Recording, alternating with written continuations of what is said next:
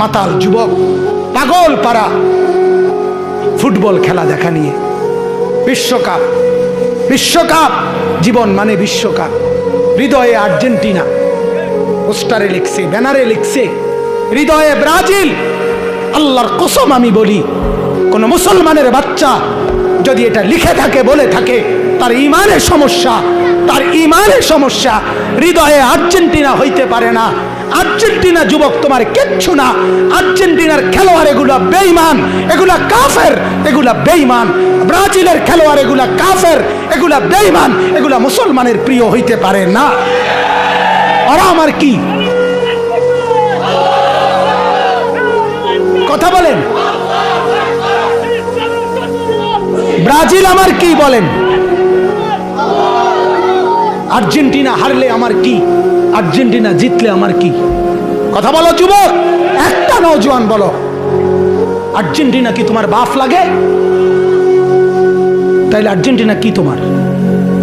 হৃদয়ে আর্জেন্টিনা হয় কেমনে? হৃদয়ে তো হবে কাবা,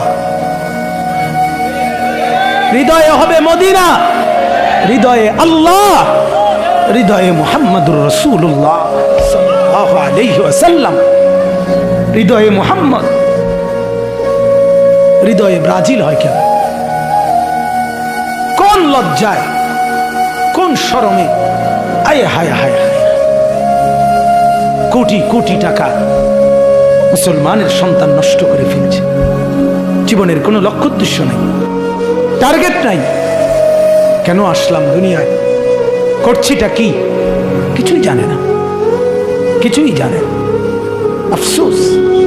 এই জন্য আমি পড়লাম, ওয়ানযির আশীরাতাকাল আকরাবিন।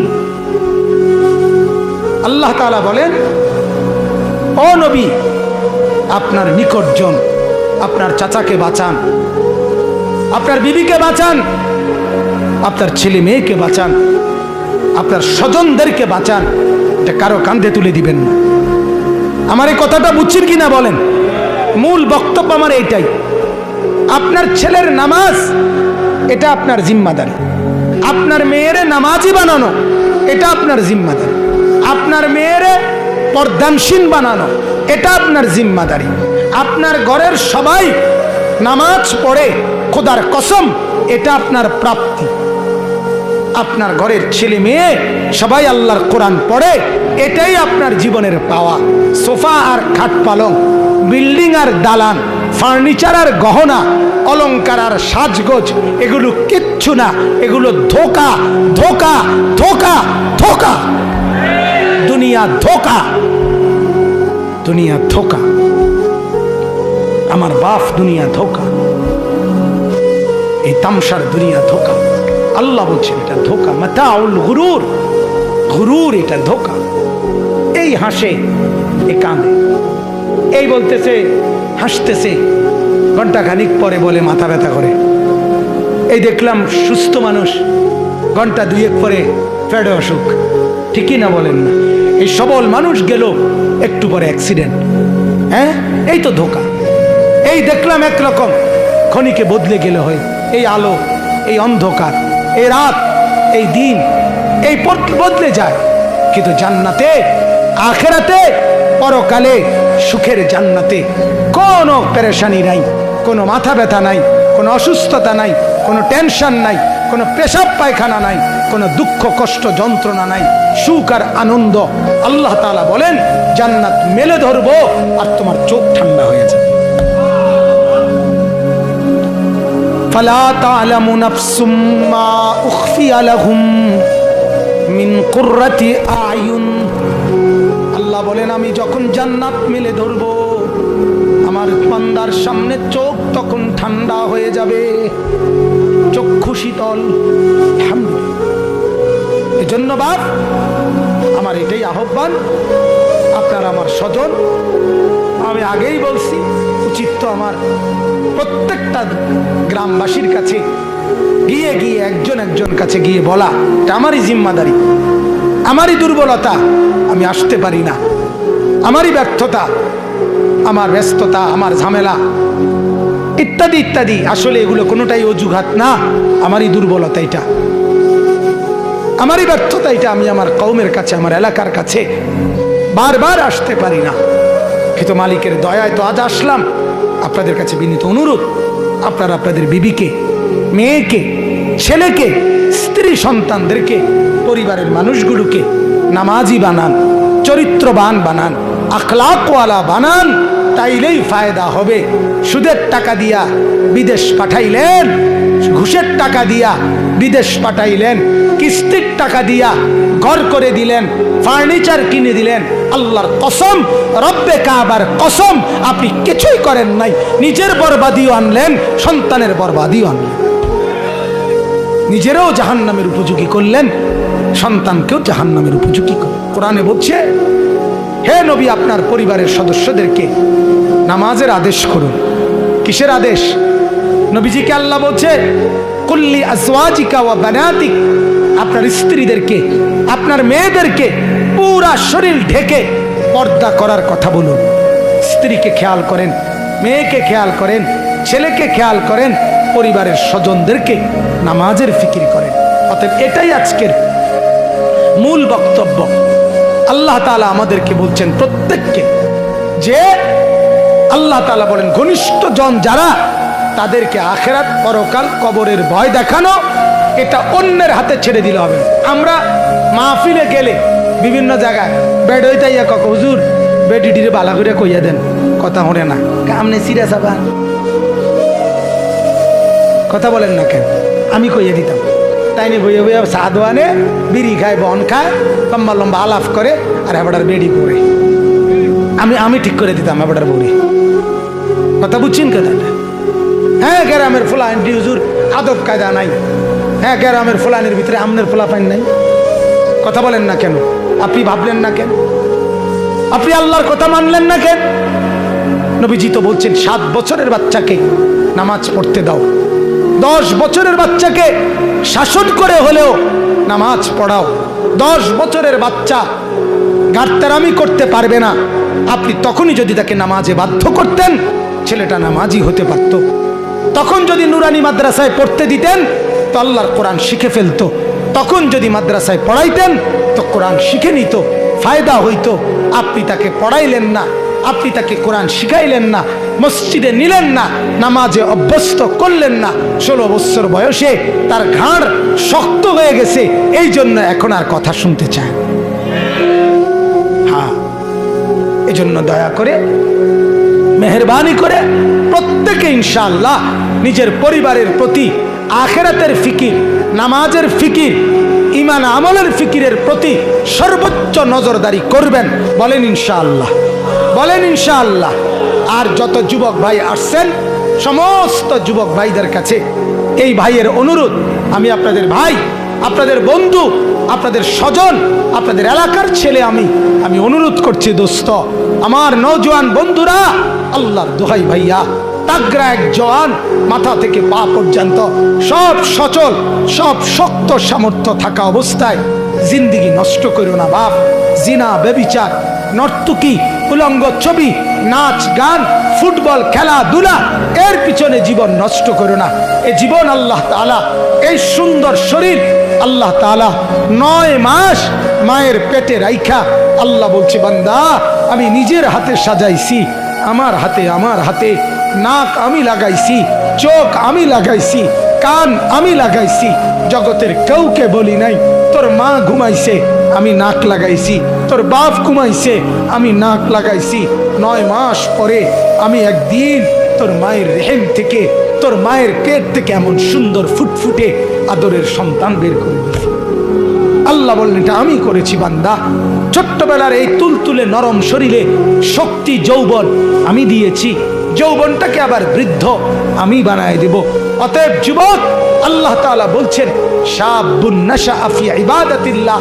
নবীজির জবানে আল্লাহর নবী বলেন, যেই যুবক যৌবনকালে নামাজ পড়বে, রোজা রাখবে, হালাল পথে চলবে, গুনাহ করবে না, মদ, ফেন্সিডিল, জুয়া, নেশা, চুরি, ডাকাতি, জিনা, ব্যভিচার, উলঙ্গ ছবি, নাচ গান, এর পথে যাবে না, তো নামাজের সেজদা দিবে, বন্দিগি করবে তো আল্লাহ তাআলা আরশে আজিম থেকে বলবে, যুবক আমি তোকেও আমার আরশের নিচে ছায়া দান করব।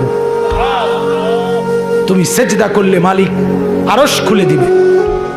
মহব্বত, এজন্য ইনশাআল্লাহ সব নওজোয়ানের কাছে অনুরোধ, গুনাহ ছেড়ে দাও বাপ, গুনাহ ছেড়ে দাও বাপ। জিনা ব্যভিচারের মধ্যে, নাচ গানের মধ্যে, খেল তামাশার মধ্যে, মদ জুয়ার মধ্যে সুখ নাই। পৃথিবীর কোনো নেশাখোর তৃপ্ত হয় না। নেশাখোর আরো নেশা করবার জন্য পাগল হয়ে থাকে। জুয়াখোর তৃপ্ত হয় না। জুয়া খুলতে খেলতে খেলতে খেলতে ফকির হইতে হইতে শেষ পর্যন্ত বউ বেচ চালায়। কথা বলেন না কেন? কোন নারীর ছবি দেখে যে উলঙ্গ ছবি, নাচ গান, সে কোনোদিন তৃপ্ত হয় না। সে আরো দেখে, আরো দেখে, আরো দেখে, এই সে কোনোদিন তৃপ্ত হয় না। কিন্তু হালাল স্ত্রী থেকে প্রতিটা পুরুষ তৃপ্ত হয়ে যায়। এজন্য গুনাহ তৃপ্তি দেয় না, গুনাহ সুখ দেয় না, গুনাহ স্বস্তি দেয় না, গুনাহ নিরাপদ করে না, কষ্ট দেয়, যন্ত্রণা দেয়, পেরেশানি বাড়ায়, আর আখিরাতে জাহান্নামের আগুনে জ্বালায়। আল্লাহ তাআলা হেফাজত করেন। ওয়া আনযির আশিরাতাকাল আকরাবিন। এরপরে আল্লাহ তাআলা বলেন, ওয়াখফিদ জানাহাকা লিমান ইত্তাবাআকা মিনাল মুমিনিন। নবী, আপনি ইমানদার যতজন আপনার পক্ষে অনুসারী, আপনি তাদের প্রত্যেকের সাথে কোমল, উত্তম, নম্র আচরণ করেন। সুবহানাল্লাহ। কাউকে আপনি নিরাশ করবেন না। ইমানদার হওয়ার পর প্রত্যেককে আপনি নরম, উত্তম আচরণের মাধ্যমে আখিরাত আর পরকালের কথা বলতেই থাকেন, পরকালের ভয় দেখাইতেই থাকেন। ছেড়ে দেওয়ার সুযোগ নেই। আমরা অনেক মুরব্বী আছে, বাবা আছে, কয় হুজুর কইছি পড়ে না নামাজ। তো হেঁটে যেহেতু নামাজ পড়ে না, তার বিদেশের টাকা মিলান কেন? আপনি কথা বলেন না কেন? আপনার ছেলে নামাজ পড়ে না, 16 বছরের ছেলেটা আমনে দি কিস্তি লইয়া, সুদ লইয়া তারে বিদেশ পাঠান। কথা বলেন না কেন? তাইলে বোঝা গেল আপনি তো সন্তানের ঈমানের ব্যাপারে হাল ছেড়ে দিছেন, কিন্তু পয়সার ব্যাপারে হাল ছাড়েন নাই। কথা বোঝেন নাই কথাটা? আপনি নামাজের ব্যাপারে হাত পা ছেড়ে দিছেন, যে আর কইতাম না, ওই তো না হেতে, কিন্তু পয়সা কামাইতে পারবো, কাজে টেহা লাগায় ব্যবস্থা করতে পারে কিনা এটা চিন্তা কর। তাহলে আপনি দুনিয়ার ব্যাপারে হাল ছাড়েন নাই, আখিরাতের ব্যাপারে হাল ছেড়ে দিলেন কেন বলে? এরপরে আল্লাহ তাআলা বলে, না হুজুর, বিশ্বাস করেন, লক্ষবার বলছি, কোটিবার বলছি, কোনোভাবেই ছেলেটাকে পারলাম না, কোনোভাবেই মেয়েটাকে পারলাম না। হতে পারে না, হতে পারে কিনা বলেন? আল্লাহ তাআলা এটাও বলে দিস, ফাইন আসাউকা, যদি নাফরমানি করে, ফাকুল ইন্নী বারীউম মিম্মা তা'মালুন, আপনি স্পষ্ট বলে দেন তোমরা যা করছো গুনাহ, নাফরমানি, টেলিভিশন দেখতেছ, নাচ দেখতেছ, গান শুনতেছ, অবৈধ রোজগার করতেছ, সুদ খাইতেছ, আল্লাহ বলে তোমার লক্ষ্য বলার পরে যদি না শুনে স্পষ্ট বলে দাও তোমাদের এই কর্মকাণ্ড থেকে আমি মুক্ত, আমি পবিত্র, আমি এগুলোর সাথে নাই। এরপরে যদি বলেন, শেষ আয়াত, আল্লাহ তাআলাকে যদি বলেন, যদি ছেলের মুখের উপরে এভাবে বলে ফেলি, ছেলের বউয়ের সামনে এভাবে বলি যে তোমাদের হারামের সাথে আমি নাই, তোমাদের নাজায়েজের সাথে আমি নাই, তোমাদের অবৈধ রোজগারের সাথে আমি নাই, তাইলে কি আর আমি বাদ মিলবো? আমি তো না খাইয়া মরে যাবো। আল্লাহ তাআলা সান্ত্বনা দিয়ে বলছে, বান্দা তুমি বলে দাও আমি গুনাহ থেকে পবিত্র, তোমাদের নাফরমানির থেকে পবিত্র। ওয়া তাওয়াক্কাল আলাল আজিজির রহিম, আর কার উপরে ভরসা কইরো না, যিনি সবচেয়ে বড় ক্ষমতাবান এবং দয়ালু, সেই আল্লাহর উপরে ভরসা করো। কার উপরে? কার উপরে বলেন? আল্লাহ তাআলার উপরে ভরসা। অতএব আপনার সন্তানকে নামাজ, রোজা, বন্দেগী, ঈমান, আমল, আখিরাত, পর্দা, পুশিদা, এই ব্যাপারে বাধ্য করা যদি না শুনে, তো সর্বোচ্চ কোটিবার বলার পর স্পষ্ট বলে ফেলা যে আমি তোমাদের এই কর্মের সাথে নাই, আমি তোমাদের এই অবৈধ রোজগারের সাথে নাই। আমি অনেক সময় এটা বলি, আমার আব্বারে আমি জীবনে একবার বলছিলাম, আব্বা আমি এই মাদ্রাসায় পড়তাম না, আরেকটা মাদ্রাসাত পড়মু, এটাই একবার কইছিলাম জীবনে। আমার বাপ আব্বা আপনাদের এখানে যুগী পুকুরিয়া গ্রামে কবরে শায়িত আছে। এখন আমি আমার আব্বার কবর জিয়ারত করেই আমরা দুই ভাই এখানে আসছি মাহফিলে। তো আব্বা বলছিল, ফুত পরের বেলা ভাত আমার ঘরে খাইও না, যাও বাইরেও বেটা, পরের বেলা ভাত খাইও না। বাবার সেই কথা মনে আছে, চোখের পানি মুছতে মুছতে তো মাদ্রাসায় ঠিকই চলে গেছি। সেদিন মনে হয়েছে বাপ কত শক্ত পাষাণ। আজ মনে হয় বাপ আপনি যদি সেদিন শাসন না করতেন, আজ আপনার কোরআনের কথা বলার তৌফিক হতো না। এটাই বাস্তব। মাকে মজবুত হইতে হবে, বাবাকে মজবুত হইতে হবে। তুমি নামাজ পড়বা, নয়তো আমি তোমার সাথে নাই। তুমি সেজদা করবা, নয়তো আমি তোমার সাথে নাই। তুমি স্ত্রী পর্দা করো, নাহলে আমি তোমার সাথে নাই। তুমি ছেলের বউ পর্দা করো, নয়তো আমি তোমার রান্না খাবো না। খোদার কসম, না খাইয়া মরবেন না, আল্লাহ খাওয়াবে। আর যদি না খেয়ে মরে যান, তাইলে মৃত্যুর সাথে সাথে জান্নাতে চলে যাবেন।